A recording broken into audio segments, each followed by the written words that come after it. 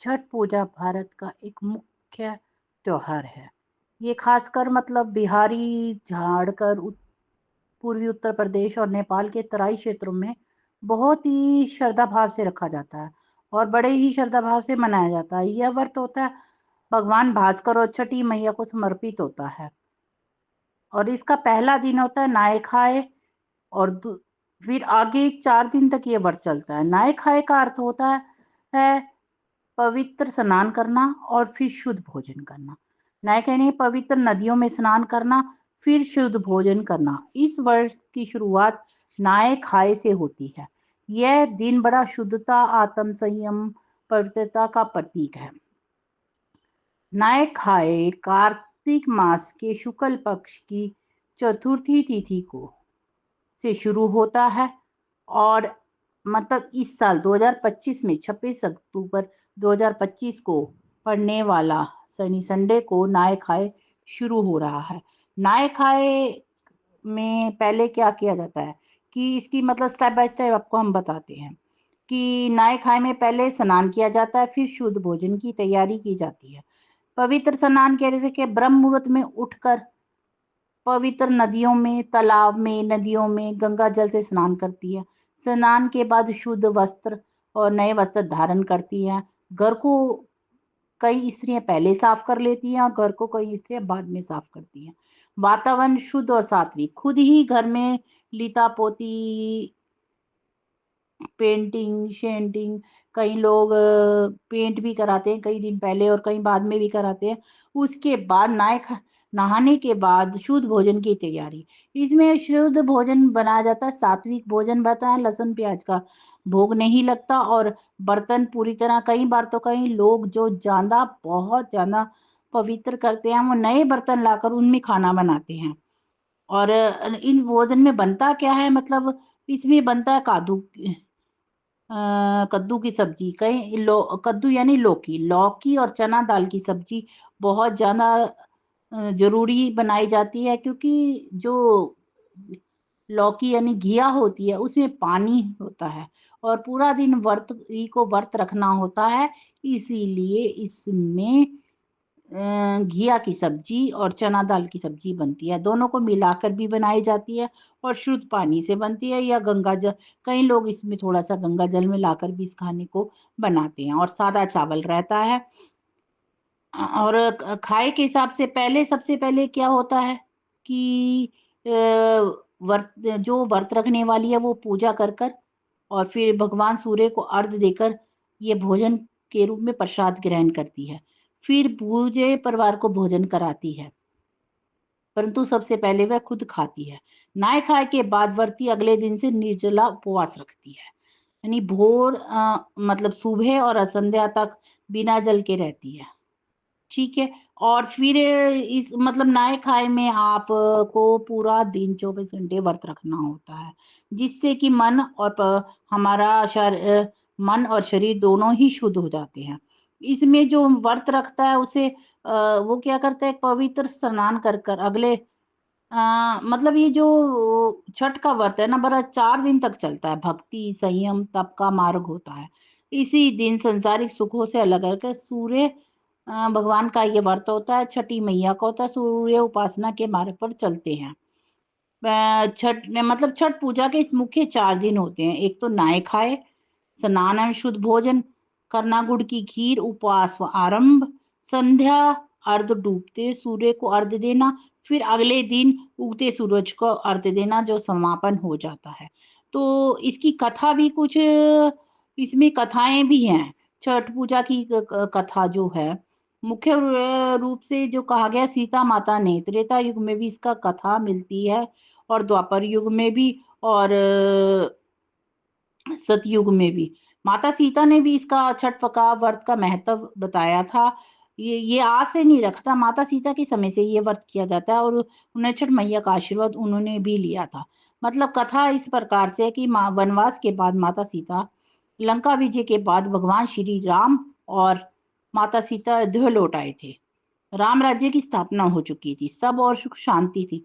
लेकिन जब सीता माता को लोकमत के कारण वनवास दे दिया गया तो ऋषि वाल्मीकि आश्रम में रहने लगे। वहां पे क्या हुआ कि वहां उन्होंने छठ मैया का पूजन किया। वाल्मीकि आश्रम में रहते हुए माता सीता ने एक दिन देखा, आश्रम की महिलाएं नदी के किनारे स्नान कर रही थी, मिट्टी के चूल्हे पर सात्विक भोजन बना रही थी, सूर्य देव की पूजा के लिए तैयार हो रही थी। सीता माता ने आश्रम की स्त्रियों से पूछा, बहनों तुम यह व्रत कौन सा व्रत कर रही हो? स्त्रियों ने उत्तर दिया, मातेश्वरी ये छठी मैया का व्रत है।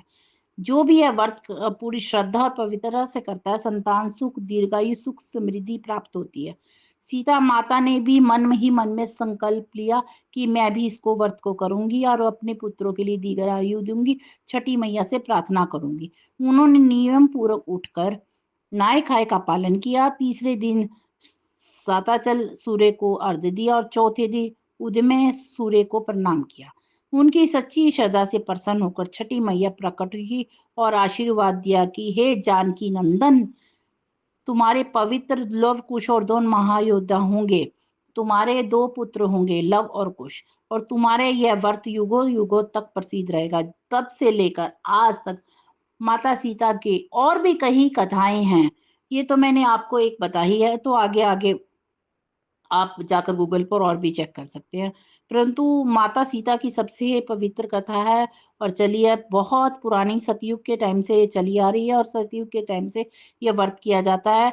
स्त्री शक्ति, मातृत्व तो सूर्य की उपासना का ये व्रत प्रतीक है। शुद्धता और संयम और श्रद्धा इसका मूल मंत्र है। यह व्रत संतान सुख के लिए बल्कि अपने शरीर के लिए, मन और आत्मा की पवित्रता के लिए किया जाता है। छठी मैया से प्रार्थना के लिए, अपने परिवार की सुख समृद्धि के लिए, सूर्य देव की आशीर्वाद के लिए ये व्रत किया जाता है। अब आपको हम छोटी सी, मेरे पास बिहार से कुछ लोगों ने नाय खाए की भी छोटी सी कविता भेजी है, वो भी मैं आपको सुनाना चाहूंगी। भोर भले गंग जलनीर, मनवा भले पावन अधीर, रसोई में खुशबू बिखराई, आज छठी मैया के नाय खाए, आज छठी मैया के नाय खाए। चावल अरवा दाल के संग लौकी तरकारी साधारण, लौकी तरकारी साधारण, सतगुण भाव से भोजन बनाई, मैया के चर में नैवेद्य सजाई, तन मन पावन जल से नाई, मन में उमंग हर्षों की छाई, पालिक पहल का दिन भक्ति में बिताई, नाय खाए से छठ पूजा अपनाई। नदिया किनारे दीप जलाए, हर घर में शुभ गीत गाए, हर घर में शुभ गीत गाए, सूर्य देव के स्वागत में आई। भोर से ही